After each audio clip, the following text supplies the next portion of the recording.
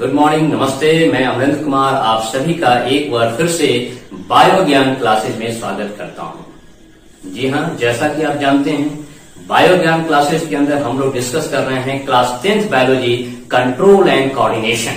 और control and coordination का part 1 मैं बना चुका हूं। उस वीडियो के अंदर मैंने आपको कंट्रोल एंड कोऑर्डिनेशन पार्ट 1 के अंदर मैंने आपको पढ़ाया हुआ है कंट्रोल एंड कोऑर्डिनेशन क्या है, कंट्रोल एंड कोऑर्डिनेशन क्या है, न्यूरॉन क्या है, रिफ्लेक्स एक्शन क्या है, प्रतिवर्ती क्रिया क्या है, रिफ्लेक्स आर्क क्या है, प्रतिवर्ती चाप क्या है। इन सब पे कंट्रोल एंड कोऑर्डिनेशन पार्ट 1 में हमने विस्तार से चर्चा करी है।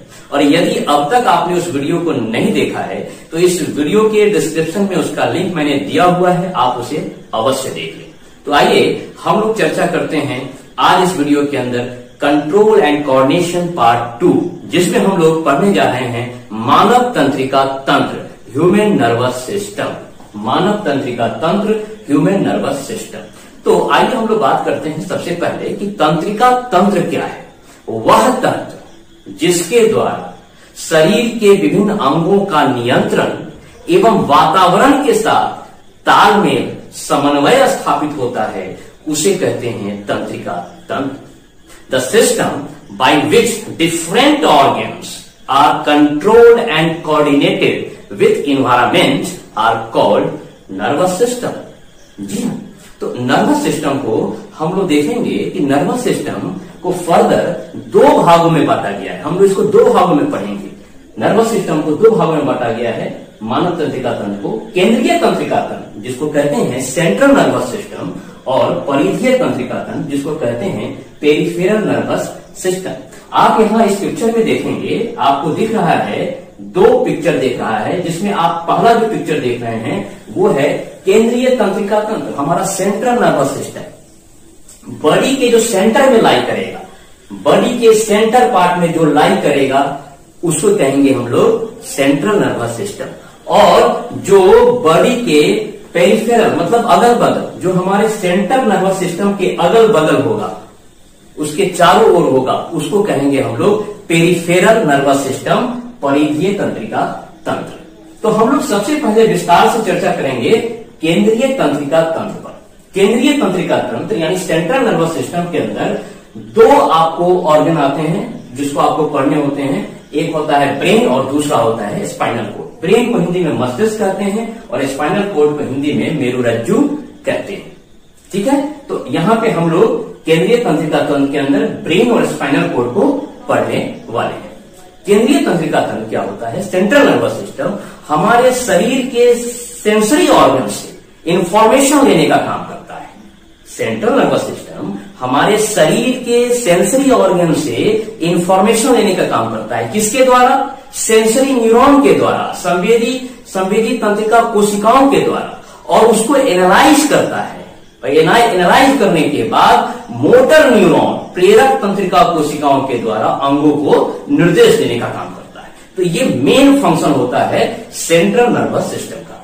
और सेंट्रल नर्वस सिस्टम के सबसे बड़े पार्ट ब्रेन को हम लोग पढ़ने जा रहे हैं। सेंट्रल नर्वस सिस्टम को सीपीयू भी कहा गया है, सेंट्रल प्रोसेसर यूनिट। जी हाँ, कंप्यूटर में आप लोग देखते होंगे सेंट्रल प्रोसेसर यूनिट आपने सुना होगा। आप समझ लीजिए हमारे बॉडी का जो सेंट्रल प्रोसेसर यूनिट है वो है आपको सेंट्रल नर्वस सिस्टम, जिसके अंदर ब्रेन और स्पाइनल कोड आता है। ठीक है, तो हम लोग यहाँ चर्चा करने वाले हैं ब्रेन पे और स्पाइनल कोड पे। तो सबसे पहले मैं चर्चा करना चाहूंगा आपके सामने ब्रेन के बारे में। ब्रेन के बारे में एडवांस स्ट्रक्चर। जी हाँ, ब्रेन एक एडवांस स्ट्रक्चर है जो हमारे शरीर के इंटरनल और एक्सटर्नल सारे ऑर्गन को कंट्रोल करने का काम करता है। It's advance structure. ब्रेन एक काफी एडवांस स्ट्रक्चर है। ब्रेन के अंदर 1 खरब से भी ज्यादा न्यूरॉन, अबाउट 100 बिलियन न्यूरॉन पाए जाते हैं। ब्रेन के अंदर 1 खरब से भी ज्यादा न्यूरॉन पाए जाते हैं।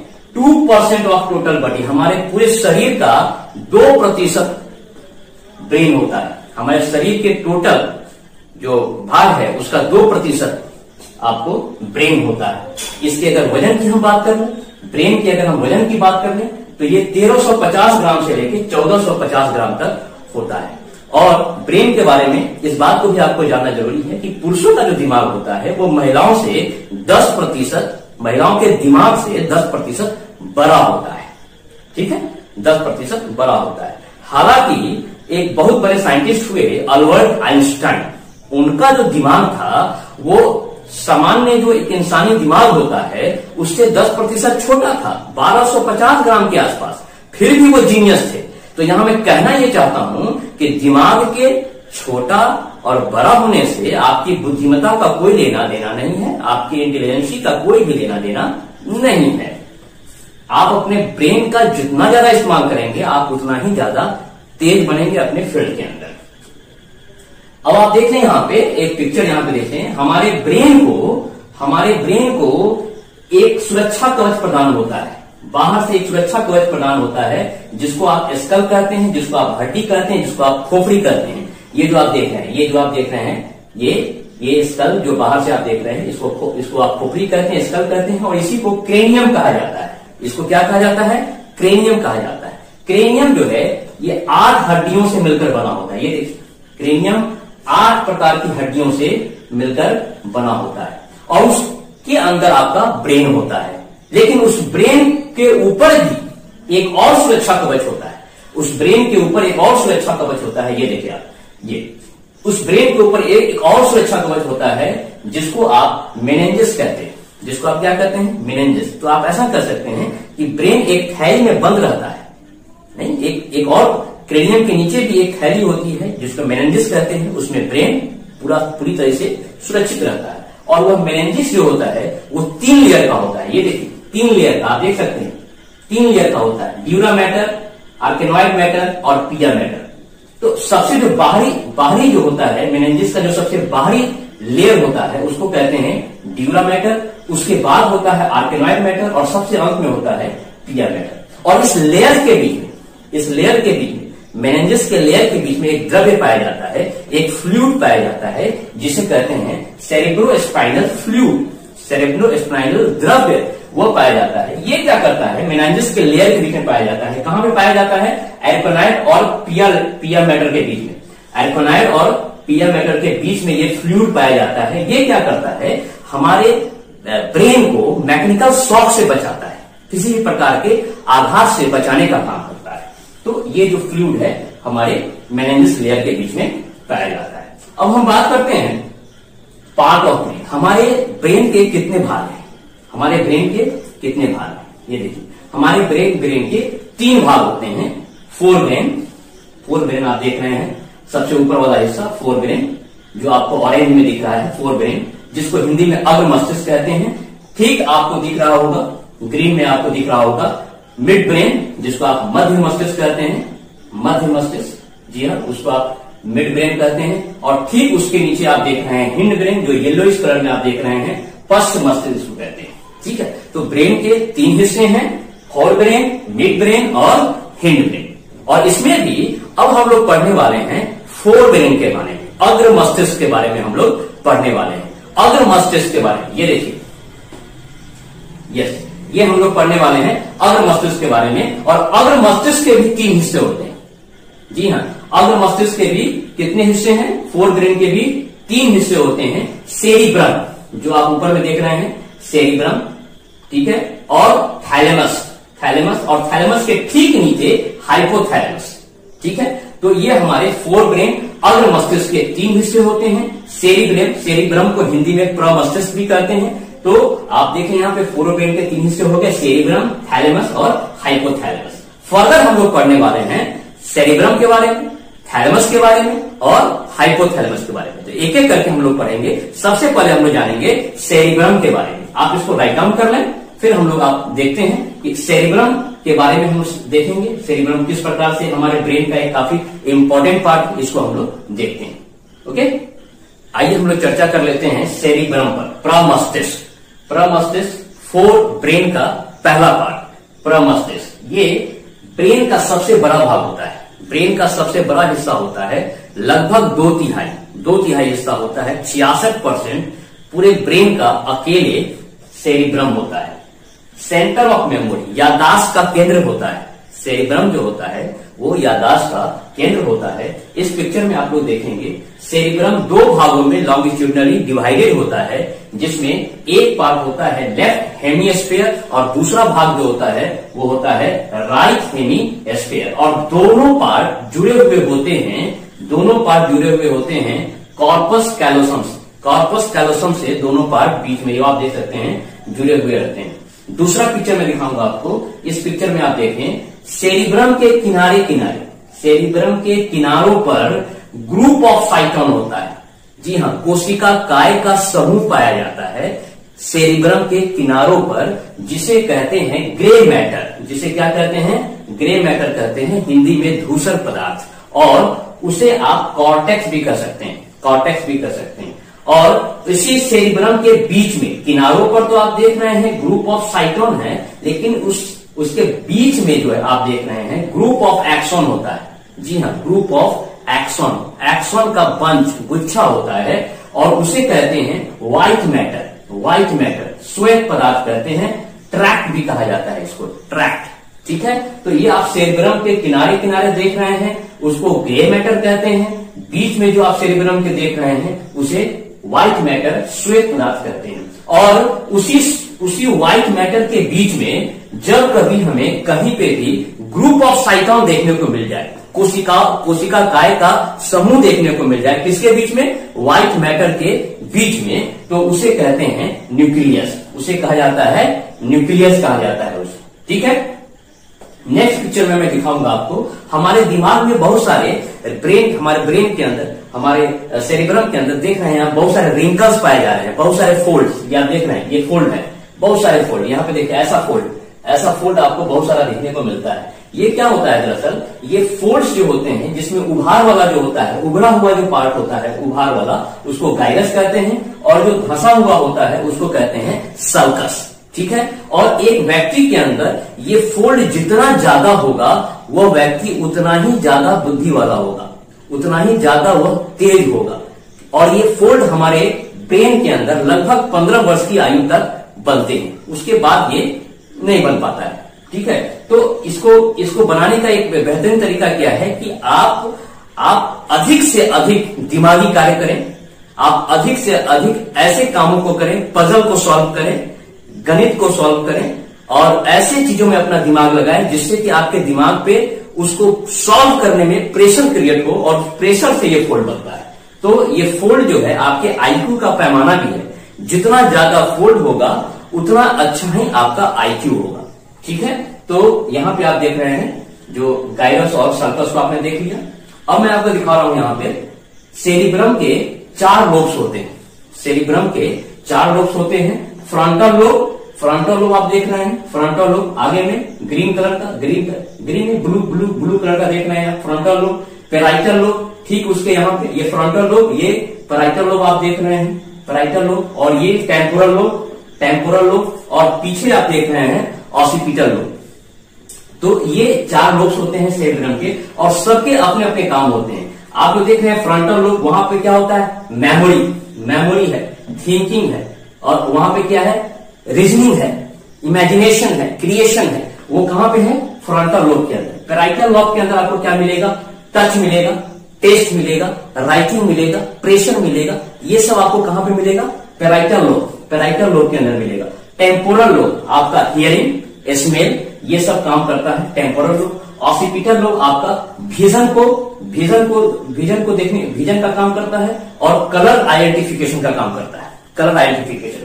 तो सेरिब्रम के 4 लोब्स होते हैं, चारों के आपने देखे क्या क्या काम होते हैं। और सेरिब्रम का मुख्य काम होता है सोचना, तर्क करना, योजना बनाना और वॉलंटरी मसल्स को कंट्रोल करना। वॉलंटरी मसल यानी ऐच्छिक जो मांसपेशियां होती हैं, जो आपके इच्छा अनुसार कार्य करती हैं, जैसे आपके हाथ का मसल, आपके पैर का मसल, आपके गर्दन की मसल, ये सभी क्या है? वॉलंटरी मसल्स हैं। तो इनका भी कंट्रोल किनके द्वारा होता है? सेरिब्रम के द्वारा होता है। तो यहां पे हम लोगों ने सेरिब्रम को देखा। अब हम इसके फोर ब्रेन के दूसरे पार्ट पे चर्चा करेंगे, थैलेमस। थैलेमस जो होता है ग्रे मैटर से बना हुआ, ये देखिए आप, ग्रे मैटर से बना हुआ थैलेमस को आप देख रहे हैं, अंडे जैसी संरचना होती है। ग्रे मैटर अब आप कंफ्यूज नहीं करेंगे। जब भी मैं ग्रे मैटर की बात करूंगा सेंट्रल नर्वस सिस्टम के अंदर, इसका मतलब होगा ग्रुप ऑफ साइटोन, कोशिकाएं का गुच्छा, समूह, ऐसे आप समझेंगे। ग्रे मैटर से बना होता है। तो थैलेमस किससे बना होता है? ग्रे मैटर से बना होता है। अंडे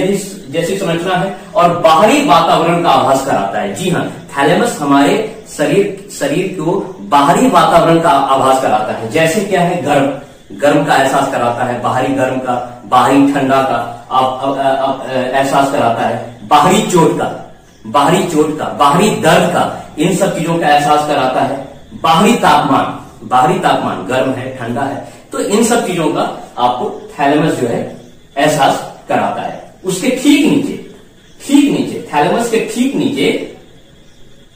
ठीक नीचे हाइपोथैलेमस पाया जाता है। हाइपोथैलेमस देख रहे हैं, थैलेमस के ठीक नीचे हाइपोथैलेमस। ये थैलेमस का ठीक उल्टा है। थैलेमस बाहरी वातावरण का आभास कराता है, जबकि थैलेमस जो है वो इंटरनल इंफॉर्मेशन, अंदरूनी वातावरण का एहसास कराता है। जैसे क्या? जैसे शरीर का तापमान, जैसे आपके शरीर का तापमान, जैसे आपके पेट में दर्द, जैसे आपके दांत में दर्द, ठीक है, भूख लगना, प्यास, घृणा, इमोशन, भूख, प्यास, घृणा, इमोशन, वाटर कंट्रोल करने का काम करता है। पसीना के रूप में, यूरिन के रूप में वाटर कंट्रोल करने का काम करता है। फिर आपके ये हार्मोनल कंट्रोल का भी काम करता है। आपके शरीर के अंदर हम लोग ये हार्मोनल फंक्शन के अंदर पढ़ेंगे, हार्मोनस के अंदर। तो जितने भी आपके शरीर के अंदर हार्मोन सिक्रेशन होते हैं, उसमें भी कहीं ना कहीं हाइपोथैलेमस का कंट्रोल हो रहा होता है। बायोलॉजिकल क्लॉक सिस्टम को भी ये कंट्रोल करने का काम करता है। बायोलॉजिकल क्लॉक सिस्टम क्या? आपको कब सोना है, आपको कब जगना है, कब आपको उठना है, ये सारा चीज जो आपके शरीर के अंदर हो रहा होता है, उसका भी कंट्रोल जो होता है वो हाइपोथैलेमस के थ्रू होता है। तो यहां पे हम लोगों ने देख लिया फोर ब्रेन के 3 हिस्से, सेरिब्रम, थैलेमस और हाइपोथैलेमस को पढ़ लिया। अब हम लोग देखने वाले हैं मिड ब्रेन, मध्य मस्तिष्क को हम लोग देखने वाले हैं। आप इसका एक स्क्रीनशॉट ले लें। अब हम लोग चर्चा करेंगे मध्य मस्तिष्क पे। फोर ब्रेन को हम लोगों ने डिस्कस कर लिया है। आइए अब हम लोग डिस्कस करते हैं मिड ब्रेन को, जिसे हिंदी में कहते हैं मध्य मस्तिष्क। सबसे पहले हम लोग ये देखते हैं इसका लोकेशन कहां होता है। इस पिक्चर में आप देखें, फोर ब्रेन और हिंड ब्रेन के बीच में जो ग्रीन वाला हिस्सा आपको दिख रहा है वह है मिड ब्रेन, मध्य मस्तिष्क। मध्य मस्तिष्क मिड ब्रेन में मुख्य रूप से 4 सेंटर पाए जाते हैं। यहां आप देखें 4 सेंटर पाए जाते हैं। जो 2 ऊपर का सेंटर है उसको कहते हैं सुपीरियर कॉलिकुली, और जो 2 नीचे का सेंटर है उसको कहते हैं इंफीरियर कॉलिकुली। और इन चारों सेंटर को मिलाकर कहते हैं corpora quadrigemina audio visual reflex को कंट्रोल करने का काम करता है। जी हाँ, ऑडियो विजुअल रिफ्लेक्स को कंट्रोल करने का काम करता है। इसका मतलब ये हुआ, फॉर एग्जाम्पल, जब किसी चीज को सुनकर आप रिस्पॉन्स करते हैं, जैसे किसी व्यक्ति ने आपको पीछे से अचानक से आवाज दी और आप पीछे मुड़ के देखते हैं, ये आपका ऑडियो रिफ्लेक्स है। और जब किसी चीज को आप पढ़ रहे होते हैं तो आपने गौर किया होगा, पढ़ने के साथ साथ आपके सर का मूवमेंट भी कुछ इस तरीके से हो रहा होता है, ये क्या है? विजुअल रिफ्लेक्स है। तो ये ऑडियो विजुअल रिफ्लेक्स को कार्पोरा क्वाड्रिजेमिना कंट्रोल करने का काम करता है। मिड ब्रेन के ऊपर ग्रुप ऑफ साइटोन पाया जाता है, कोशिका काय का समूह पाया जाता है, जिसे सब्सटेंशिया नाइग्रा कहते हैं। क्या कहते हैं? सब्सटेंशिया नाइग्रा कहते हैं। ये एक प्रकार का न्यूरोट्रांसमीटर है जो डोपामाइन का सिक्रेशन करता है। किसका सिक्रेशन करता है? डोपामाइन का सिक्रेशन करता है। और ये डोपामाइन का सिक्रेशन होने से हमारे बॉडी का जो पोस्चर है वो बैलेंस रहता है। बॉडी का पोस्चर बैलेंस रहने से क्या होता है कि हम जो है एक बैलेंस वे में रह पाते हैं। लेकिन यदि सब्सटेंशिया नाइग्रा डैमेज हो जाए तो डोपामाइन का सिक्रेशन बंद हो जाएगा और तब व्यक्ति में एक बीमारी हो जाएगी जिसको पार्किंसन डिजीज कहते हैं। इस डिजीज को आपने देखा होगा, व्यक्ति के हाथे, सर, इस प्रकार ऐसे व्यक्ति थथरा रहा होता है, हिल रहा होता है। ये है क्या? Parkinson disease. और ये होता है किसकी वजह से? सब्सटेंशिया नाइग्रा के डैमेज होने की कारण। अब हम लोग बात करते हैं हिंड ब्रेन, पश्च मस्तिष्क। ब्रेन के सबसे आखिरी हिस्से की चर्चा कर लेते हैं, और ये भी 3 हिस्से में होता है।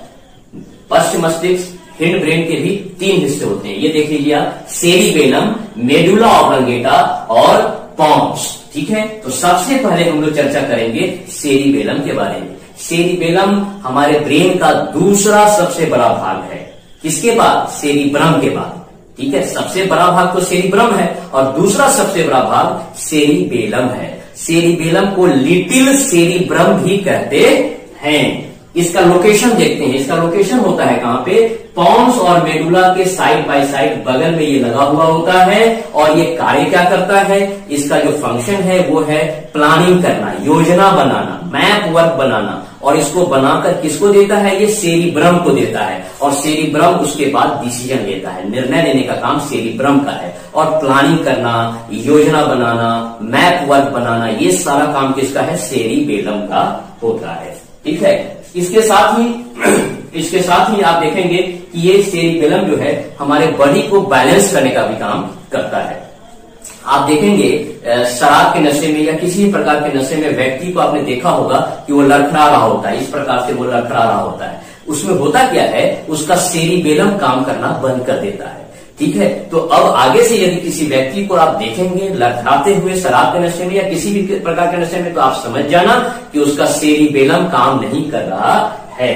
अब हम लोग बात करते हैं आपको मेडुला ऑब्लंगेटा के बारे में। मेडुला ऑब्लंगेटा हमारे ब्रेन का सबसे आखिरी हिस्सा है जो स्पाइनल कॉर्ड, मेरुरज्जु से जुड़ा रहता है। किससे जुड़ा रहता है? मेरुरज्जु से जुड़ा रहता है। ये बहुत सारी क्रियाओं का केंद्र होता है, जैसे कि स्नीजिंग, छींक, कॉफिंग, खांसी, यॉनिंग, जम्हाई लेना, वोमिटिंग टेंडेंसी, ये सारा जो कुछ होता है इसको भी कंट्रोल कौन करता है? मेडुला ऑब्लंगेटा करता है। मेडुला ऑब्लंगेटा में आप देखें एक सेंटर पाया जाता है, रेस्पिरेटरी रिदम सेंटर। ये जो आप पिंक कलर का देख रहे हैं, रेस्पिरेटरी रिदम सेंटर, ये इनहेलेशन करवाता है। ये व्यक्ति से क्या करवाता है? इनहेलेशन। सांस अंदर लेने की क्रिया को इनहेलेशन करते हैं। आपने जो सांस अंदर लिया, ये कौन करवा रहा है? Respiratory rhythm centre. और ये कहां पाया जा रहा है? मेडुला ऑब्लंगेटा में। होता क्या है? रेस्पिरेटरी रिदम सेंटर हमारे, ये देखिए, हमारे डायफ्राम को और इंटरकोस्टल मसल को सिग्नल भेजता है। इंटरकोस्टल मसल, रिब्स के बीच में जो मसल पाए जाते हैं उसको कहते हैं इंटरकोस्टल मसल। तो जब रेस्पिरेटरी रिदम सेंटर हमारे डायफ्राम को और इंटरकोस्टल मसल को सिग्नल भेजता है तो डायफ्राम क्या करता है? कॉन्ट्रैक्ट करता है, उसमें संकुचन होता है और चेस्ट कैविटी फैल जाती है। चेस्ट कैविटी फैलती है तो आप अंदर सांस ले पाते हैं, आप इनहेलेशन कर पाते हैं। राइट, तो ये कौन करवा रहा है? मेडुला ऑब्लंगेटा का रेस्पिरेटरी रिदम सेंटर। अब आप देखें कि मेडुला ऑब्लंगेटा बहुत सारी अनैच्छिक क्रियाओं, इनवॉलंटरी एक्शन को भी कंट्रोल करने का काम करता है, जैसे दिल का धड़कना, हार्ट बीट, गैस्ट्रिक सीक्रेशन, हमारे पेट वगैरह में बहुत सारे केमिकल का सीक्रेशन वगैरह करवाता है, कार्डियोवैस्कुलर रिफ्लेक्स, रेस्पिरेशन, ये सब जो अनैच्छिक क्रियाएं हैं इनको भी कंट्रोल करने का काम मेडुला ऑब्लंगेटा करता है। फाइनली हम लोग डिस्कस करने वाले हैं पॉन्स के बारे में। इस पिक्चर में आप देखें, पॉन्स के अंदर हम लोग देखेंगे, लेकिन पॉन्स ये करता क्या है ये तो बाद में देखेंगे। पहले ये देखते हैं कि पॉन्स जो होता है वो सेरिब्रम और सेरिबेलम के बीच में ब्रिज का काम करता है, दोनों को जोड़ने का काम करता है। सेरिबेलम जो प्लानिंग मैप वर्क बनाता है वो पॉन्स के द्वारा होता हुआ ही पहुंचता है सेरिब्रम के पास। ठीक है, तो आप कह सकते हैं कि पॉन्स जो है सेरिब्रम और सेरिबेलम के बीच में सेतु, पुल, ब्रिज का काम करता है। पॉन्स के अंदर आप देखें येलो कलर का एक डॉट आप देख रहे हैं, वो क्या है? Pneumotaxic centre. क्या है वो? Pneumotaxic centre. वो क्या करता है pneumotaxic centre? Pneumotaxic centre respiratory rhythm centre को क्लोज करने का काम करता है। क्लोज करने से क्या होता है कि जो आपने इनहेलेशन किया होता है, सांस अंदर ली होती है, आप उसको बाहर छोड़ पाते हैं, एक्सहेलेशन कर पाते हैं। ठीक है, तो ये क्यों होता है? ये होता है पॉन्स के अंदर जो न्यूमोटैक्सिक सेंटर है वो रेस्पिरेटरी रिदम सेंटर जो मेडुला के अंदर होता है उसको क्लोज करने से ऐसा हो पाता है। अगर ये नहीं होता तो क्या होता कि आप अंदर सांस तो लेते, इनहेल तो आप करते, लेकिन आप सांस नहीं छोड़ पाते, आप सांस नहीं छोड़ पाते। तो मेडुला के अंदर जो सेंटर है वो इनहेलेशन करवाता है और पॉन्स के अंदर जो सेंटर है वो रेस्पिरेटरी रिदम सेंटर को बंद करके क्या करवाता है? एक्सहेलेशन, बाह्य श्वसन करवाता है, सांस छोड़वाने का काम करता है। तो आप देख लें यहां पे ये हमारे शरीर के अंदर ये जो पॉन्स है वो क्या कर रहा है, ब्रीदिंग को कंट्रोल कर रहा है, श्वसन को, ब्रीदिंग को कंट्रोल करने का काम कर रहा है। इनहेलेशन और एक्सहेलेशन जो हो रहा है उसको कंट्रोल करने का काम कर रहा है। और फाइनली मैं आपसे एक चीज डिस्कस करना चाहूंगा कि मिड ब्रेन, पॉन्स और मेडुला, मिड ब्रेन, पॉन्स और मेडुला, ये देखें आप, इन तीनों को मिलाकर इकट्ठे ब्रेन स्टेम कहा जाता है। क्या कहा जाता है, ब्रेन स्टेम कहा जाता है। तो यहां पे फाइनली हम लोगों ने सेंट्रल नर्वस सिस्टम के दो हिस्से में एक हिस्सा ब्रेन जो है उसको पूरी तरीके से पढ़ लिया है, पूरी तरीके से उसको कवर कर लिया है। अब हम लोग पढ़ने जा रहे हैं सेंट्रल नर्वस सिस्टम का दूसरा हिस्सा, स्पाइनल कॉर्ड, जिसे मेरुरज्जु कहते हैं। ठीक है, अब हम लोग पढ़ेंगे मेरुरज्जु को। उससे पहले आप इसका स्क्रीनशॉट ले लें या आप इसको राइट डाउन कर लें। तो अब हम लोग डिस्कस कर लेते हैं स्पाइनल कॉर्ड को, जिसे हिंदी में मेरुरज्जु कहते हैं। ये देखिए, मेरुरज्जु की जो लंबाई होती है वो लगभग 40 से 50 सेंटीमीटर होती है, इसकी लंबाई होती है। डायमीटर की बात करें तो 1 सेंटीमीटर से लेकर 1.5 सेंटीमीटर के आसपास इसका डायमीटर होता है। और मेरुरज्जु कहाँ रन कर रहा होता है, ये रीढ़ की हड्डी के बीच में, जिसको वर्टिब्रल कॉलम कहते हैं, उसके बीच में ये रन कर रहा होता है। ठीक है, और स्पाइनल कॉर्ड को 3 लेयर प्रोटेक्शन मिला होता है। स्पाइनल कॉर्ड को कितना, 3 लेयर प्रोटेक्शन मिला होता है, त्रिस्तरीय सुरक्षा मिली होती है, जिसमें पहली तो लेयर होती है उसकी जो सुरक्षा की, वो खुद रीढ़ की हड्डी होती है, उसके बीच में होता है। और रीढ़ के हड्डी के बाद जो होता है वो मेनाइंजिस की लेयर होती है। मेनाइंजिस की लेयर ब्रेन को भी सुरक्षा देने का काम करती है, स्पाइनल कॉर्ड को भी सुरक्षा देने का काम करती है। मेनाइंजिस की लेयर को आप जानते ही हैं कि ये भी 3 त्रिस्तरीय होती है, 3 परतों से मिलकर बनी होती है मेनाइंजिस की लेयर। यहां देखें, ड्यूरा मैटर, एकोनाइड मैटर और पिया मैटर। और इन मेनाइंजिस की इन परत के बीच में एक द्रव पाया जाता है जिसको सेरेब्रो स्पाइनल फ्लूइड कहते हैं। ये स्पाइनल कॉर्ड को मैकेनिकल शॉक से बचाने का काम करता है, बाहरी आघात से बचाने का काम करता है। यहां मैं आपको दिखाना चाहूंगा स्पाइनल कॉर्ड का क्रॉस सेक्शन। क्रॉस सेक्शन के अंदर आप देख रहे हैं कि बीच में तितली जैसी जो आकृति आपको दिख रहा है, बटरफ्लाई जैसी जो आकृति आपको दिख रही है, वहां पे ग्रुप ऑफ साइटोन है, कोशिकाएं का समूह है, और उसे ग्रे मैटर कहते हैं। उसे क्या कहते हैं, ग्रे मैटर। उसके चारों ओर का जो आप देख रहे हैं ब्लैंक एरिया, वहां पे ग्रुप ऑफ एक्सॉन है। वहां पे क्या है, एक्सॉन का समूह है, और उसे कहते हैं व्हाइट मैटर, श्वेत पदार्थ कहते हैं। ठीक है, अब उस स्पाइनल कॉर्ड को अगर आप ऐसे समझे, ये स्पाइनल कॉर्ड है, इसको इसके क्रॉस सेक्शन को आप ऐसे समझे, तो जो पीछे वाला पीठ के तरफ का भाग है, पीठ के तरफ का भाग, इसको कहते हैं डॉर्सल रीजन। जो और आगे वाला डॉर्सल रीजन, और जो आगे वाला भाग है जो पेट की तरफ रहता है, इसको कहते हैं वेंट्रल रीजन। क्या कहते हैं, वेंट्रल रीजन। तो इस बात को याद रखेंगे, डॉर्सल रीजन पीछे वाला और आगे वाला क्या हो गया आपका, वेंट्रल रीजन। अब आप देखेंगे कि अंगों से सेंसरी न्यूरॉन, अंगों से सेंसरी न्यूरॉन सूचना यानी इंफॉर्मेशन को गेन करता है, और उसको लेके कहां जाता है, उसको लेके जाता है स्पाइनल कॉर्ड तक। उसको कहां लेके जाता है, स्पाइनल कॉर्ड तक। किसके द्वारा होते हुए, डॉर्सल रीजन से होते हुए, डॉर्सल रीजन से होते हुए। और जब इंफॉर्मेशन स्पाइनल कॉर्ड में पहुंचता है तो वहां पे होता है इंटर न्यूरॉन। ठीक है, इंटर न्यूरॉन क्या करता है, उस इंफॉर्मेशन को प्रोसेस करता है। प्रोसेस करने के बाद फर्दर उसको आगे मोटर न्यूरॉन को देने का काम करता है। स्पाइनल कॉर्ड से इंफॉर्मेशन मोटर न्यूरॉन के पास पहुंचता है, और मोटर न्यूरॉन वेंट्रल रीजन से होता हुआ उस इंफॉर्मेशन को अंगों तक ले जाने का काम करता है।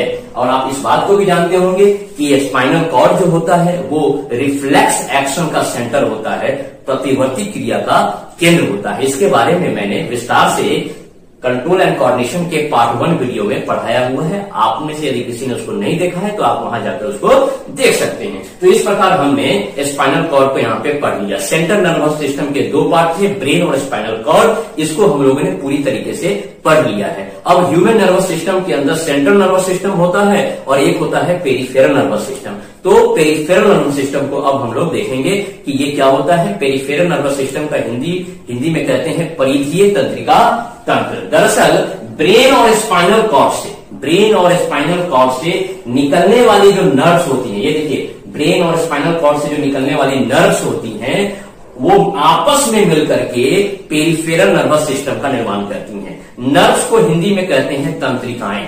ये नर्व्स क्या है, ये नर्व्स कुछ नहीं है, ग्रुप ऑफ एक्सॉन है। एक्सॉन का समूह पेरिफेरल नर्वस सिस्टम के अंदर मिल करके नर्व्स का निर्माण करती है, तंत्रिकाएं का निर्माण करती है।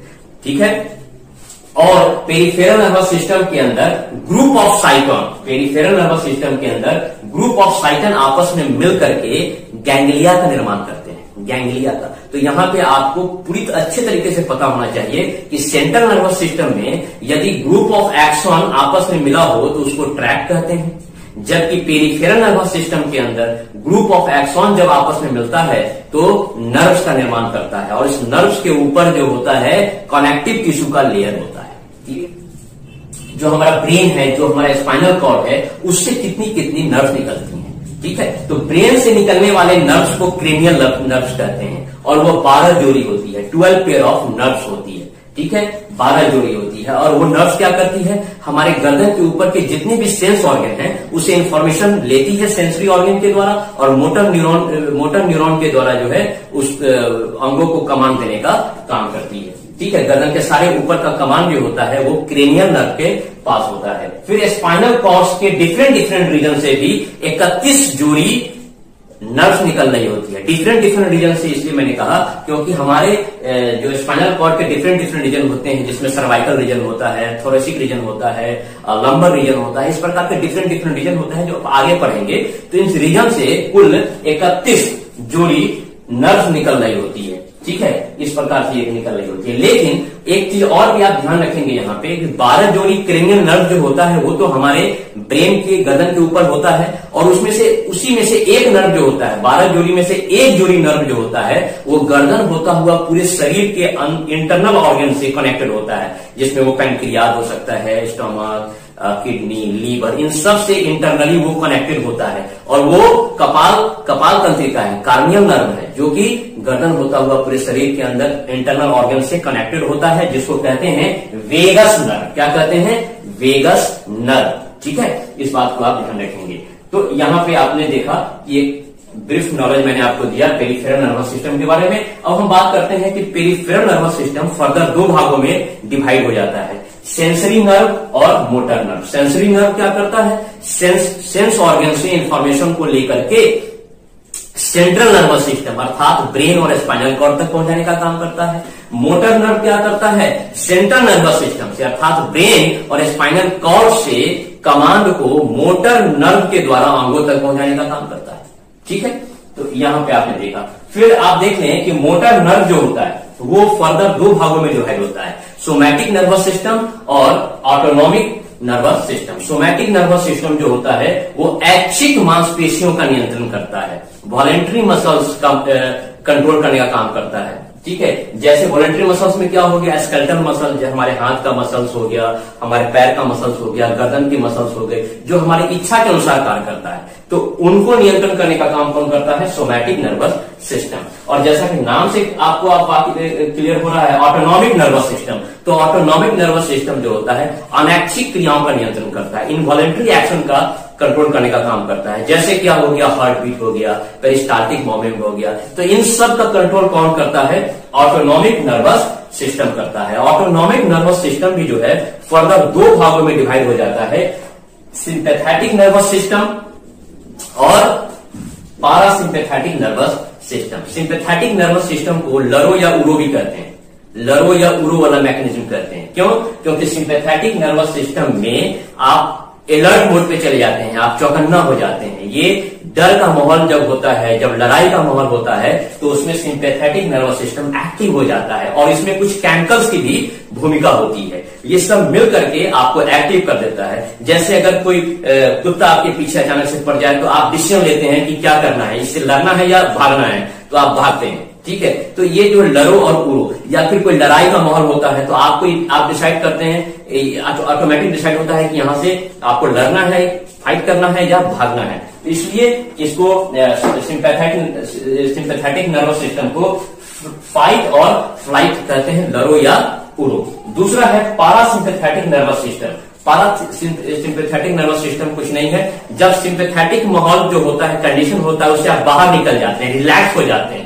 ठीक है, इसको रेस्टिंग कंडीशन कहते हैं। पारासिम्पैथेटिक नर्वस सिस्टम को रेस्टिंग कंडीशन कहते हैं। ये आपको रिलैक्स करता है, रिलैक्स करता है कि नाउ एवरीथिंग इज ओके, अब डर का कोई बात नहीं, कुत्ता आपके पीछे नहीं है, कहीं कोई लड़ाई का माहौल नहीं है, अब आप आराम से खा सकते हो, आराम से पचा सकते हो, जिसकी वजह से पैरासिम्पैथेटिक नर्वस सिस्टम को ईट एंड डाइजेस्ट भी करते हैं। ठीक है, यानी ये आपको सिंपैथेटिक का जो कंडीशन है उससे बाहर लेके आता है, आपको नॉर्मल करता है और आपको रियलाइज कराता है कि अब कोई डर की बात नहीं है, अब कोई डरने वाली बात नहीं है, अब आप रिलैक्स हो सकते हैं, now everything is okay. Okay, तो इस प्रकार से आपने देखा कि हम लोगों ने ह्यूमन नर्वस सिस्टम को पूरी तरीके से कवर कर लिया, जहां हम लोगों ने देखा सेंट्रल नर्वस सिस्टम के अंदर ब्रेन और स्पाइनल कॉर्ड को, फिर हम लोगों ने पेरिफेरल नर्वस सिस्टम को देखा, उसके पार्ट को देखा, किस प्रकार से उसके अंदर आपको सेंसरी नर्व होता है, मोटर नर्व होता है, फिर मोटर नर्व के पार्ट होते हैं, क्या होते हैं, सोमैटिक नर्वस सिस्टम होता है, ऑटोनॉमिक नर्वस सिस्टम होता है, फिर ऑटोनॉमिक सिस्टम के भी पार्ट होते हैं, सिंपैथेटिक नर्वस सिस्टम होता है, पारासिम्पैथेटिक नर्वस सिस्टम होता है। तो इस प्रकार से ह्यूमन नर्वस सिस्टम यहाँ पे पूरी तरीके से कवर हो चुका है। कंट्रोल एंड कोऑर्डिनेशन पार्ट 2 में हम लोगों ने इसको पढ़ लिया है। कंट्रोल एंड कोऑर्डिनेशन पार्ट 3 का मैं वीडियो भी आपके लिए लेके आने वाला हूं, जिसके अंदर हम लोग प्लांट हार्मोन और ह्यूमन हार्मोन को विस्तार से पढ़ेंगे। ठीक है, तो तब तक के लिए आप जो है इस पूरे कंट्रोल एंड कोऑर्डिनेशन पार्ट 2 को अच्छे से पढ़ें, इसका अच्छे से अध्ययन करें, और कहीं कोई आपकी क्वेरी हो तो आप हमारे कमेंट बॉक्स में उसको लिख सकते हैं। और साथ ही साथ मैंने पहले भी आपको बताया, मैं फिर से बता दूं कि कंट्रोल एंड कोऑर्डिनेशन पार्ट 1 के अंदर जो जो मैंने पढ़ाया है, इस वीडियो के डिस्क्रिप्शन बॉक्स में उसका लिंक दिया हुआ है, यदि आपने उसको नहीं देखा है तो आप उसको देखकर काम कर सकते हैं। ठीक है, तो तब तक के लिए मैं आपसे विदा लेता हूं, अगली वीडियो आने तक आप एंजॉय करें, खूब मस्ती करें और खूब मनोयोग से पढ़ने का काम करें। धन्यवाद।